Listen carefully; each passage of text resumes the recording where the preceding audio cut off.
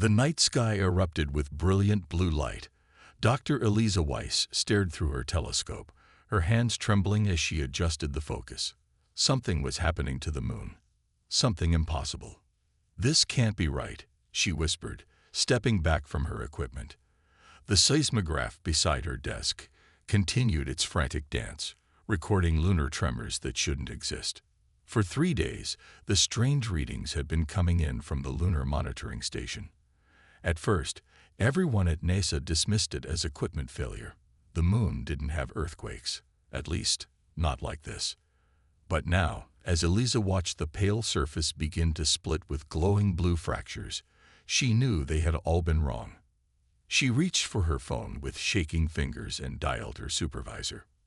"Director Chen, you need to see this. The moon, it's breaking apart." 12 hours later, the world knew. News channels broadcast continuous footage of the moon, now visibly crisscrossed with luminous blue lines. In Times Square, thousands gathered to watch the giant screens showing live feeds from observatories around the world. Similar scenes played out in cities across the globe: Beijing, Moscow, London, Cairo. Humanity collectively held its breath.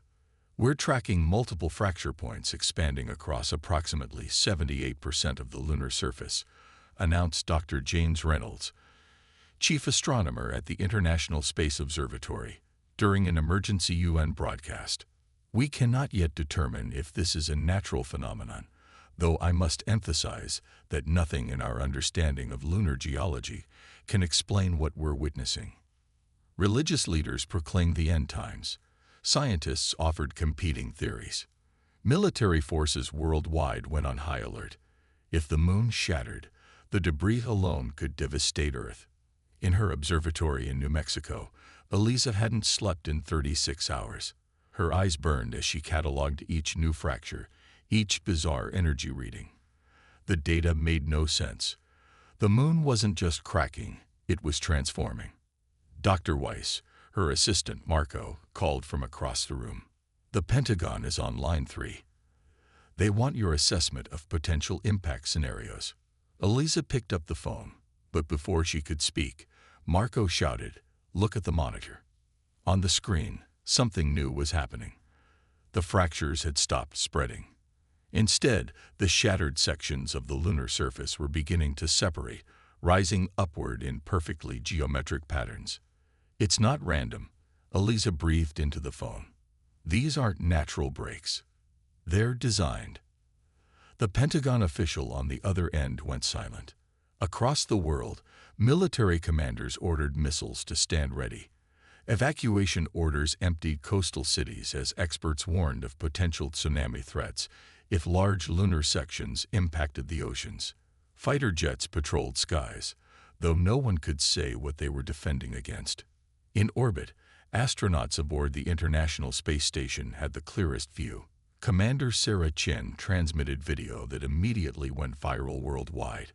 The moon's surface was separating into perfect hexagonal sections, each slowly lifting away from what lay beneath. President Adams addressed the nation from the Oval Office. "My fellow Americans, we face an unprecedented moment in human history. We do not yet understand what is happening to our moon, but I assure you that every resource of this government is being deployed. We ask for calm as our scientists work to." The broadcast cut off as millions of viewers switched to breaking news. The moon's transformation had accelerated dramatically. In mission control at Houston, technicians stared open-mouthed at their monitors. The lunar surface wasn't collapsing inward as expected. Instead, the hexagonal plates were rotating outward, like the opening petals of a mechanical flower. "This is impossible," whispered Flight Director Carlos Mendez. "The moon's mass. It should be collapsing in on itself." But the impossible continued unfolding before their eyes. As the plates rotated outward, bright light began spilling through the widening gaps, illuminating Earth with beams brighter than any full moon. In her observatory, Eliza's instruments overloaded from the energy readings. "It's not just light," she told the military officials now crowding her small facility. "There's technology at work here, technology far beyond anything we've developed." 72 hours after the first cracks appeared, the process reached its climax. Nearly half the lunar surface had separated into floating sections, revealing what lay beneath, not the natural satellite humanity had studied for centuries, but something entirely artificial. Through powerful telescopes, observers could see the truth. Beneath its rocky exterior, the moon contained vast metallic structures. Geometric patterns covered surfaces that gleamed with perfect symmetry, and nestled within these structures were countless objects. Ships, billions of them, arranged in perfect formation. The revelation sent waves of shock through human civilization. Riots broke out in some areas. Religious congregations swelled. Many simply stood outdoors, staring upward in stunned silence. At the UN Security Council, emergency sessions ran nonstop. "We've detected no signals, no communications of any kind," reported the Secretary General. "Whatever is happening, whoever built this, they have not yet attempted contact." That changed at dawn on the fourth day. Eliza was finally sleeping, passed out on a cot in her office, when Marco shook her awake. "Something's coming out," he said. On her monitors, she saw it. A single object had detached from the partially opened moon, moving toward Earth with deliberate precision. Unlike the billions of ships still nested in their lunar harbor, this one was headed directly for them. President Adams ordered intercept fighter jets, but military commanders argued against what could be perceived as an aggressive act. In the end, they simply tracked the object's descent. It was small compared to the moon, perhaps the size of a naval destroyer, its surface smooth and reflective like polished obsidian. It maintained a controlled trajectory, slowing as it entered the atmosphere without any signs of heating or stress that should accompany such entry. The craft eventually came to hover above the United Nations headquarters in New York. Thousands gathered in the streets below. Smartphones pointed skyward despite evacuation orders. The world watched through live broadcasts as the object remained perfectly still, floating silently 300 meters above the international territory. After 23 minutes of silence, every electronic device on Earth, phones, radios, computers, televisions, simultaneously activated with the same message. It appeared in text form, translated into each viewer's native language, while also being spoken in a calm, androgynous voice. "People of Earth, we are the guardians. What you call your moon has been our vessel and observation post for the past 12,000 years. We have watched you grow. We have waited for the right moment. That moment has arrived. An enemy approaches, an enemy that would destroy you without thought. We have come to stand with you. We are your shield. We are your sword. We are your future." Across the gleaming lunar surface, now exposed to view, billions of ships began to illuminate, their lights creating a dazzling constellation visible even in daylight. The moon had not just cracked open, it had awakened, and humanity would never be the same. The diplomatic vessel from the moon remained suspended above the United Nations building for 3 days before making its next move. Military forces surrounded the area, but kept their distance as ordered by a hastily assembled global coalition of leaders. The world waited, tensions rising with each passing hour. On the morning of the fourth day, the vessel descended slowly onto the UN Plaza. News helicopters circled at a respectful distance, while millions watched live feeds on their devices. The smooth obsidian craft settled gently on the concrete, showing no visible doors or windows. Inside the building, Secretary General Amara Okafor addressed the emergency assembly. "We face an unprecedented moment in human history. Whatever comes next will change everything we know about our place in the universe." As if responding to her words, a section of the vessel's hull dissolved into light, forming a doorway. 3 figures emerged. They looked human, but not quite. Taller than average, with silvery skin that seemed to shimmer in the sunlight. Their features were symmetrical, almost unnaturally perfect. They wore simple gray uniforms without insignia or decoration. Dr. Eliza Weiss, now acting as scientific advisor to the UN response team, watched from behind bulletproof glass as the trio approached the building's entrance without hesitation. Security teams tensed but held their positions. "They move like they know exactly where they're going," whispered Marco, who hadn't left Eliza's side since the moon first cracked. The visitors entered the building and were escorted directly to the General Assembly Hall.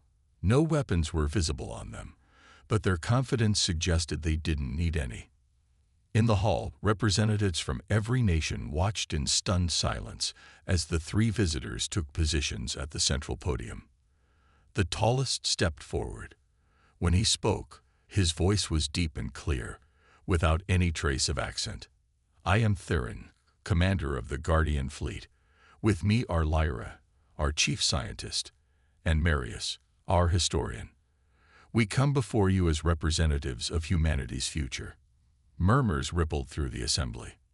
"What you are about to hear will be difficult to accept," Theron continued. "The reality you understand is incomplete.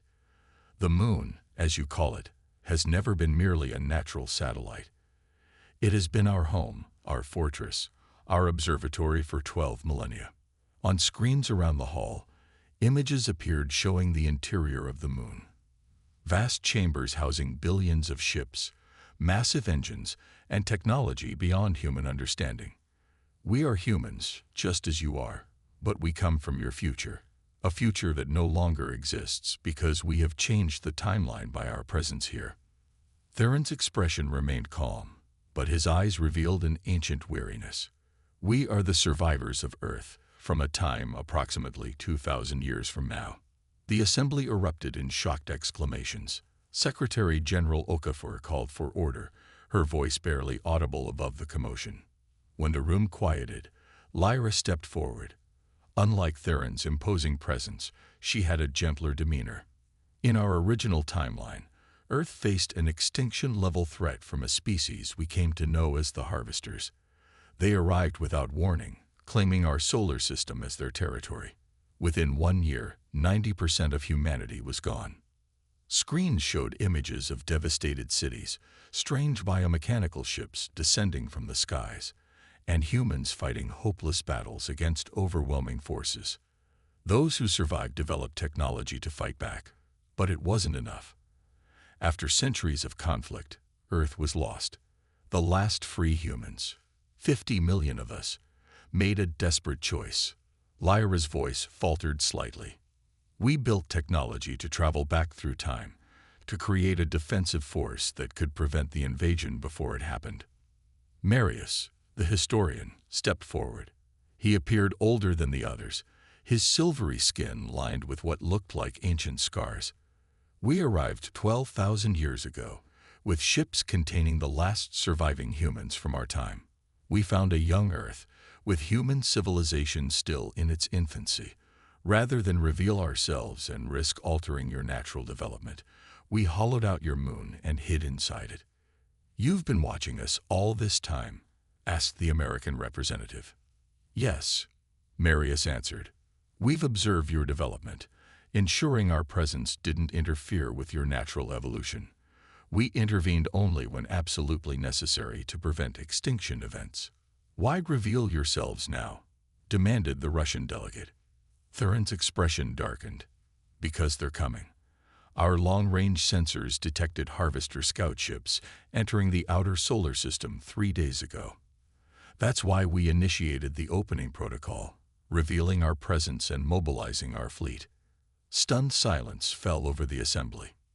"The tragedy of our timeline need not be yours," Theron continued. "We have spent thousands of years preparing for this moment. Our armada of 1 billion ships represents the most powerful defensive force ever assembled. But we cannot win this war alone." At a signal from Theron, Lyra produced a small cube that projected a holographic display of Earth surrounded by defensive positions. "We need your cooperation. We need your world's resources and manpower. Most of all, we need your trust." Theron's eyes swept across the assembly. "Without unity between your present and our future, humanity faces extinction." The Chinese representative stood. "How do we know you speak the truth? That you are truly human and not alien invaders yourselves?"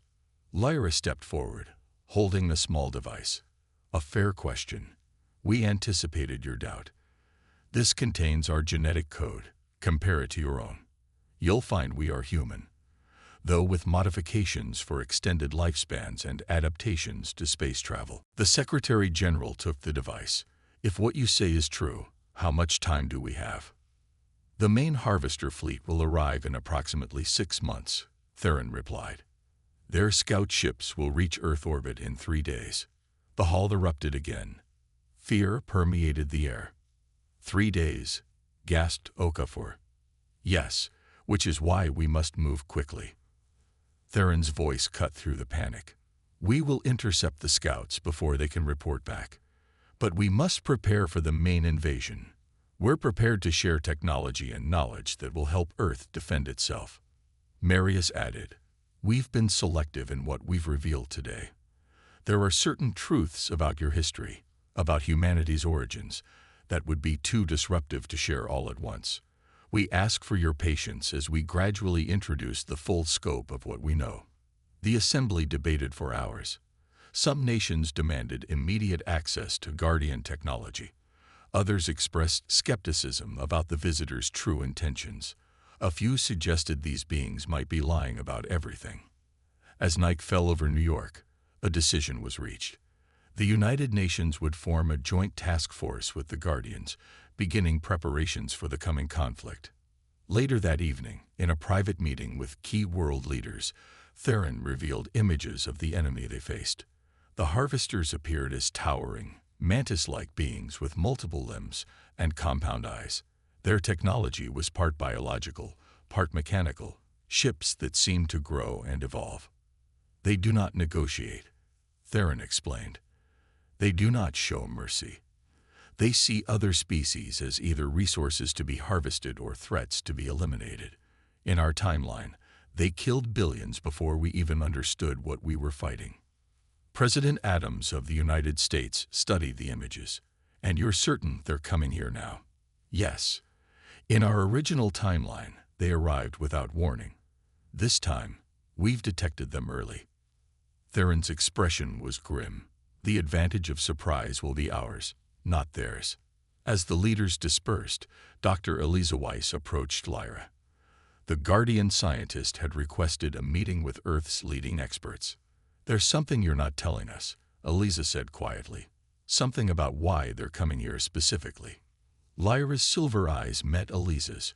You're perceptive, Dr. Weiss. Yes, there are reasons why Earth is their target, reasons connected to your planet's true history.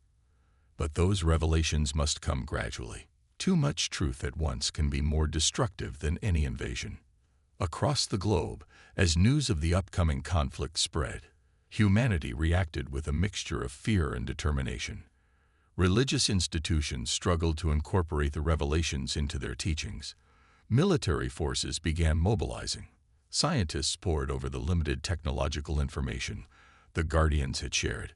And inside the moon, billions of ships began powering up their engines, preparing for a war that would determine the fate of humanity's past, present, and future.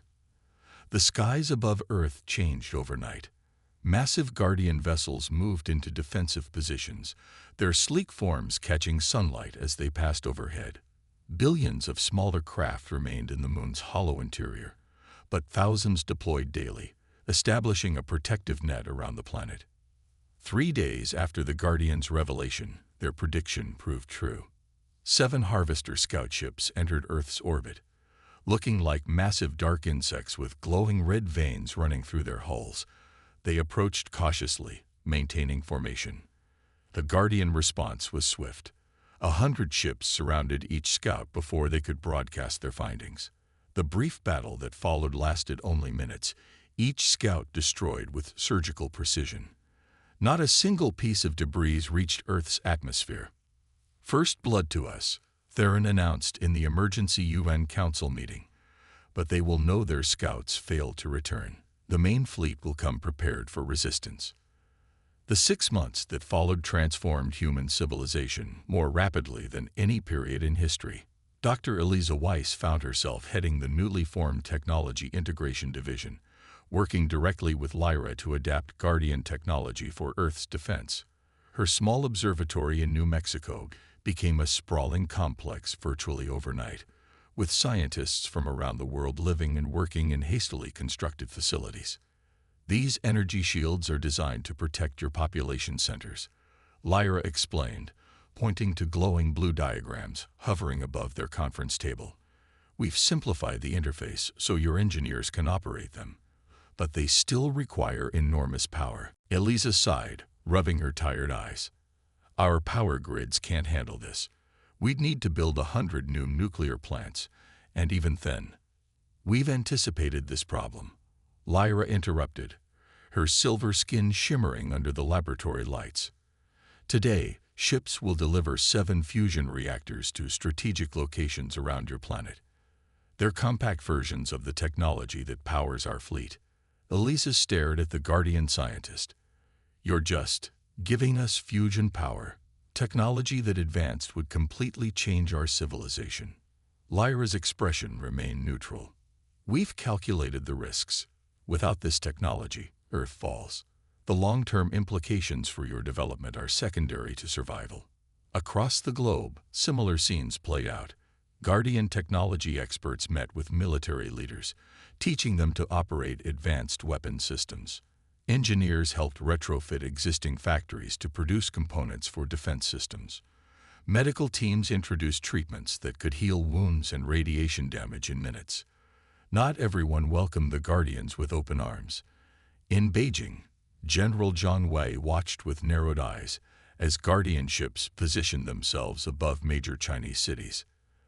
They claimed to protect us, he told President Liu during a private meeting, yet they position their weapons over our heads. This is not the behavior of allies. It is the behavior of conquerors. President Liu studied the reports before him. The Americans and Europeans have already integrated Guardian advisors into their military command.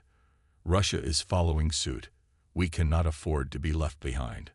Or perhaps we cannot afford to follow blindly, Zhang countered. Have we forgotten lessons from our own history? When foreign powers arrived offering protection, it always ended with subjugation. Similar conversations occurred in capitals worldwide. Nations competed fiercely for Guardian technology and attention. Some leaders publicly embraced the alliance while privately developing contingency plans. As the third month of preparations began, a small team of specialists from different nations received an unexpected invitation. Dr. Elisa Weiss, General Zhang, Russian physicist Dr. Nikolai Petrov, and British intelligence officer Commander James Harris were summoned aboard the Guardian command ship. The vessel dwarfed anything humans had ever built, stretching nearly 20 kilometers from end to end. Inside, its corridors were spacious and surprisingly warm, with living plants integrated into the architecture. Marius, the Guardian historian, served as their guide. Commander Theron believes it's important for representatives of your species to understand what you're fighting for, he explained as they walked, and perhaps to understand us better as well. He led them to a vast chamber lined with what appeared to be windows, though they clearly couldn't be looking outside the ship. Each window showed scenes from Earth's history, some familiar, others strangely altered. Timeline observation arrays, Marius explained. We've monitored thousands of potential futures, seeking the path with the highest probability of human survival. You can see the future, Commander Harris asked incredulously. Not precisely. We can calculate probabilities based on current trajectories. Marius gestured to a scene showing Earth in flames. In 78% of projected timelines where we didn't intervene, the harvesters successfully eliminated human civilization. Dr. Petrov stroked his beard thoughtfully. And in the remaining 22%, Marius' expression darkened. Various other extinction events. Only in a tiny fraction, less than 0.5%, did humanity survive long enough to develop technology capable of interstellar travel. General Zhang studied the Guardian with suspicion. So you claim to be from our future, yet you manipulate our timeline. Do we still have a future if you've changed our past? An insightful question, General. Marius nodded respectfully. By our intervention, we've created a divergent timeline. Your future is no longer bound to our past. As they continued their tour, Eliza noticed something odd. In one restricted section, Guardian personnel moved with unusual urgency. Through a briefly opened door, she glimpsed what appeared to be medical facilities with occupied beds. "What's happening there?" she asked. Marius smoothly guided them in another direction. "Medical research, nothing that concerns our current mission." Later, in a private moment, Eliza cornered Commander Harris. "Did you see that medical bay? Those weren't Guardians being treated." Harris nodded slightly. "I caught a glimpse. The patients had a different physiology. Larger eyes, different skeletal structure. Could they be holding harvester prisoners?" Dr. Petrov whispered, joining them. "Or something else entirely," General Zhang added. "I do not believe we are being told the complete truth." Their suspicions grew when they reached the command center. Massive screens displayed the solar system, with thousands of red markers approaching from beyond Neptune. "The Harvester main fleet," Theron explained, gesturing to the display. 3 months out, moving faster than we anticipated. We've adjusted our timetable accordingly." "How many ships?" asked Harris. "Over 5 million combat vessels, plus support craft. Nearly twice what we faced in our timeline." Theron's voice remained calm, but tension showed in his posture. "How is that possible?" Eliza asked. "If they're the same enemies from your future, how could their numbers be different?" Theron and Lyra exchanged a brief look before Theron answered. "We believe our presence here has altered certain events.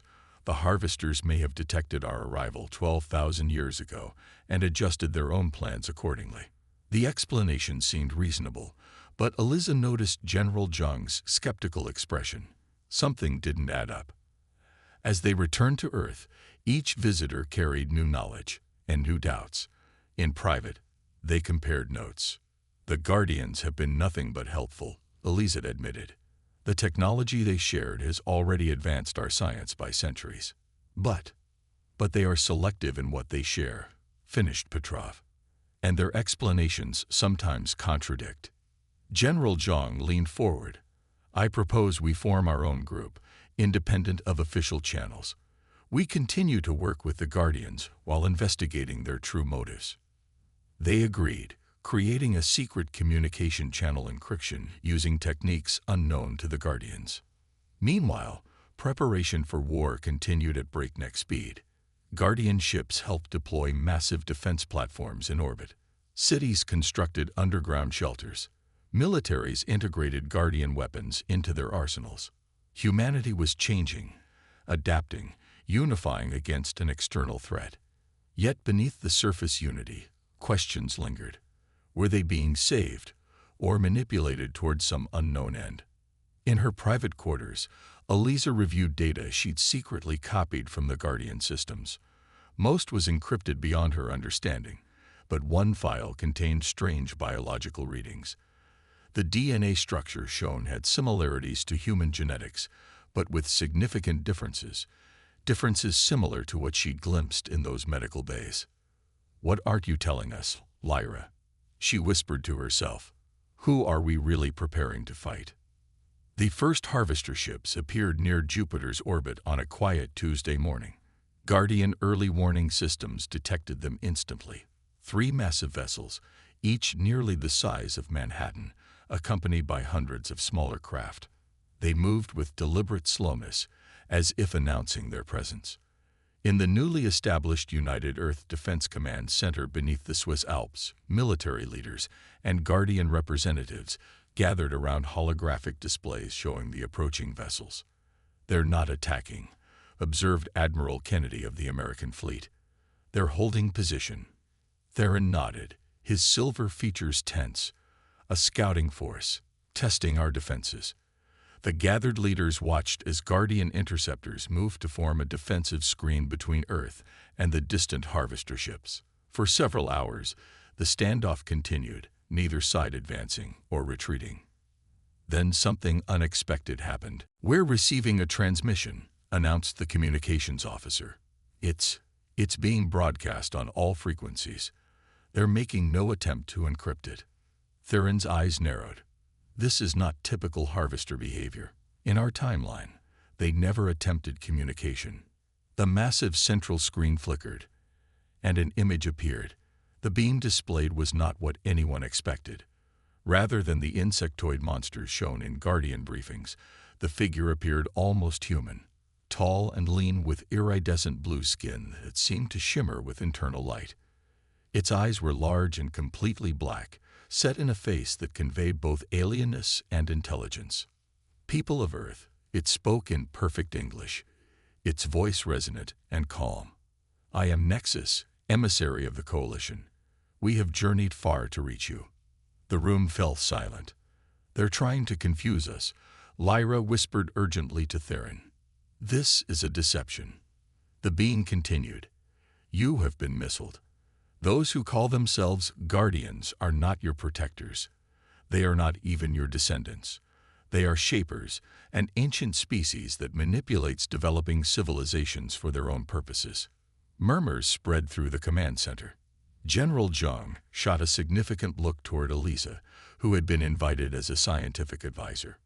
For millennia, the Shapers have identified worlds with promising species, embedded themselves within those civilizations, and guided their development, not toward freedom, but toward becoming organic components in their vast network of controlled planets. The being paused, its black eyes seeming to look directly at each viewer. We can provide proof of our claims. Your moon has never been a natural satellite. It was positioned by the Shapers 12,000 years ago as an observation post. The ships it contains are not for your defense. They are for your harvest once your civilization reaches the appropriate level of development. Theron stepped forward, his voice commanding. Cut the transmission. This is psychological warfare, exactly what we warned about. But President Liu of China raised his hand. Let us hear what they have to say. We owe ourselves that much. On screen, Nexus continued. We are sending a small diplomatic vessel to Earth. If you wish to learn the truth, allow it safe passage. If the Guardians destroy it, ask yourselves why they fear what we might tell you. The transmission ended. Chaos erupted in the command center. Some leaders demanded immediate military response. Others called for diplomatic engagement. The Guardians huddled together, speaking in rapid, hushed tones. Eliza found herself standing next to General Zhang. This matches some of our suspicions, he whispered. Or it could be exactly what Theron said. Psychological warfare, she replied. But I want to hear what they have to say. After heated debate, a compromise was reached. The Coalition diplomatic vessel would be allowed to approach Earth, but would be met in orbit by both human and Guardian representatives. The meeting would take place on the International Space Station, which had been significantly expanded with Guardian technology over the past months. Eliza found herself selected as part of the human delegation, along with General Zhang, Commander Harris, and representatives from other major nations. They launched aboard a Guardian shuttle, watching through viewports as Earth shrank behind them. Be careful what you believe, Lyra warned as they prepared to board the station. The Harvesters, or Coalition, as they now call themselves, are masters of manipulation. The diplomatic vessel that docked on the opposite side of the station was sleek and organic-looking, with a hull that seemed to pulse with subtle blue light. 3 beings emerge, all similar to Nexus, though with slight variations in height and the patterns on their skin.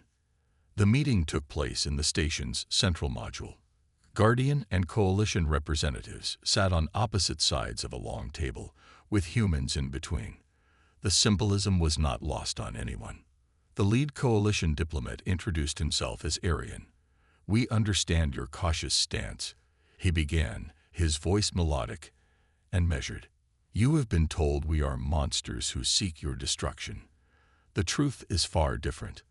From a small device, he projected images into the center of the room, scenes of devastation, burning planets and beings that looked exactly like the Guardians operating terrible weapons. The Shapers have done this to 17 known civilizations, Aryan explained. They present themselves as saviors, share technology to make themselves indispensable, then gradually take control. Eventually, they harvest the genetic and cultural distinctiveness of each species they subjugate, adding it to their own. Lies, hissed Theron. These are fabrications. Arian continued calmly. We can provide biological proof. The beings you call guardians claim to be future humans. Request genetic testing. You will find their DNA contains elements from dozens of species, the remnants of civilizations they have absorbed. General Zhang spoke up. If what you say is true, why have you come here? What is your interest in Earth? The coalition formed specifically to counter Shaper expansion, Arian replied. We are an alliance of species who either escaped Shaper control or recognized the threat before subjugation. We seek to preserve the natural development of independent species. Commander Harris leaned forward. And we're just supposed to take your word for this. Switch from one alien ally to another based on a holographic presentation. Arian nodded respectfully. We anticipated your skepticism. That is why we bring this. He placed a small crystalline object on the table. This contains unaltered historical records from 7 different civilizations that encountered the Shapers. Your scientists can verify the data's authenticity. Eliza reached for the crystal, but Lyra moved faster, her hand shooting out. This could contain harmful technology. It must be examined in a secure facility. Of course, Arian agreed smoothly, but examined by humans, not Shapers. The tension in the room was palpable. For hours, the discussion continued, each side presenting evidence and counter-evidence. The human delegates found themselves increasingly torn between contradictory narratives. When they returned to Earth, the diplomatic crisis escalated quickly. Some nations, led by China and Russia, advocated opening full relations with the coalition and reducing dependence on Guardian technology. Others, including the United States and European Union, urged caution, pointing to the concrete benefits the Guardians had already provided. The crystalline data storage device became the focus of intense study. Despite Guardian protests, an independent team of scientists was allowed to analyze its contents in a secure facility. What they found sent shockwaves through Earth's leadership. The genetic markers match, Eliza reported to an emergency UN session. The beings in these historical records share the same basic genetic structure as our Guardians. And according to these records, they've been using the same approach on multiple worlds, posing as evolved versions of the native species. Public opinion fractured along predictable lines. Some saw the coalition as liberators exposing a terrible deception. Others viewed them as invaders using misinformation to divide Earth's defenses. In orbit around Mars, the first direct engagement occurred when Guardian interceptors clashed with advancing coalition scouts. The brief but intense battle illuminated the night sky on Earth, visible as flashes of light that news channels broadcast live. Theron addressed world leaders immediately afterward. They attacked without provocation. This proves their hostile intent.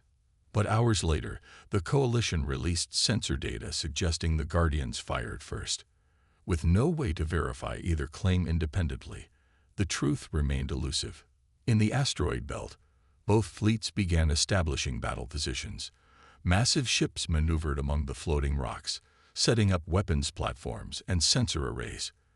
The largest conflict in the solar system's history was about to begin, with humanity caught in the middle, uncertain which side, if either, truly deserved their trust. The asteroid belt erupted in brilliant flashes of light as Guardian and Coalition fleets engaged in open warfare. From Earth, the battle appeared as tiny flickers against the black canvas of space, but those distant sparks represented thousands of ships and lives. Dr. Eliza Weiss watched from the observation deck of the Guardian command ship where she and her team had been stationed as human liaisons. In reality, they were as much prisoners as guests. After her report on the Coalition's genetic evidence, Theron had insisted they remain under Guardian protection. For their own safety, he claimed. It started, said General Zhang, joining her at the viewport. Though officially enemies according to their respective governments, they had formed an uneasy alliance in their search for truth. And we still don't know who to believe, Eliza replied softly. The battle in the asteroid belt had been raging for 12 hours. Both sides claimed the other struck first. Both presented evidence supporting their version of events. Earth's governments remained divided, some supporting the Guardians, others the Coalition, many paralyzed with indecision. Commander Harris entered the observation deck, his face grim. We need to move quickly. I found something. He led them through rarely traveled corridors toward the rear of the massive vessel. The Guardian security protocols adapted to recognize my clearance badge as belonging to one of their senior officers, he explained. A programming error, but it gives us access to restricted areas. They moved cautiously, avoiding Guardian patrols. Harris led them to a sealed door marked with symbols none of them recognized. He pressed his badge against the scanner, and to their surprise, the door slid open.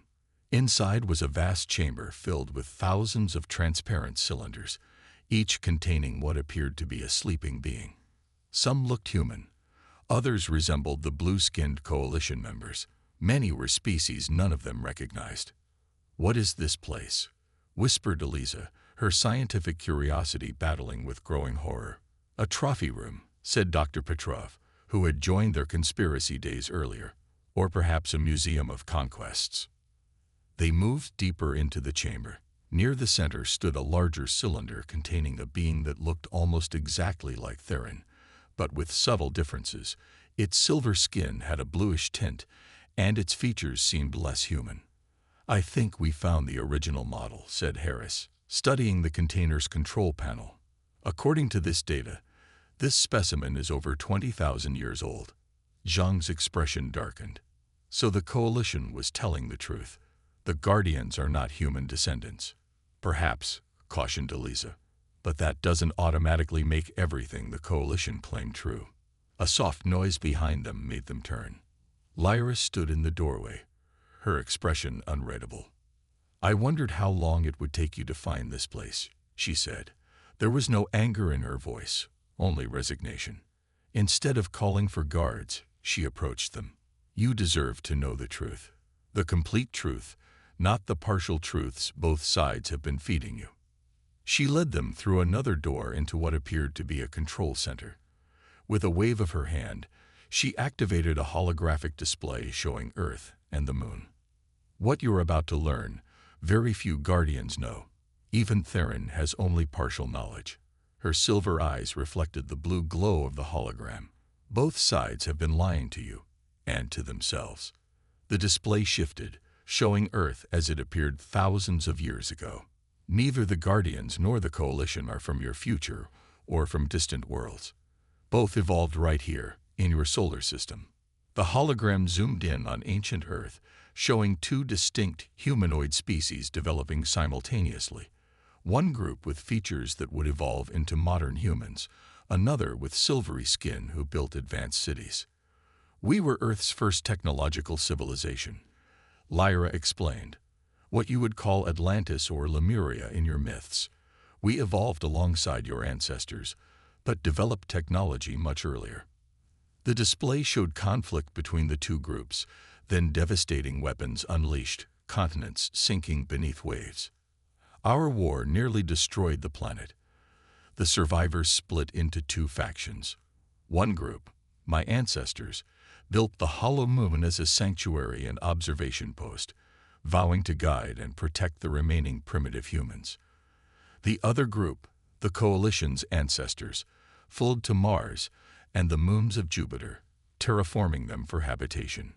The hologram showed the moon being constructed and moved into orbit around Earth. For thousands of years, we watched over humanity's redevelopment, occasionally intervening to prevent disaster. The Mars faction eventually abandoned the solar system entirely, traveling to distant stars, or so we thought. Lyra's expression grew troubled. 3,000 years ago, they returned, calling themselves the Coalition. They claimed we had violated our ancient agreement by interfering too much with human development. Another war erupted, a shadow war, fought beyond human awareness. "So both sides are ancient human offshoots," Eliza said, struggling to process this revelation. Not aliens at all. Genetically, we remain close cousins, Lyra confirmed. Though 20,000 years of separate evolution and genetic modification have created significant differences, General Zhang studied the display with narrow eyes. If what you say is true, why the deception? Why claim to be from the future? Because the truth was too complicated, too divisive, Lyra replied. We believe humans would more readily accept help from their future selves than from a previously unknown sister species. And the Coalition's claim that you harvest civilizations? Asked Harris. Lyra's face showed genuine pain. A distortion of truth. The beings you saw in stasis are not trophies. They are refugees, the last survivors of worlds that faced extinction. We preserve them until we can restore their civilizations. As they digested this information, the ship suddenly shuddered. Alarms blared throughout the vessel.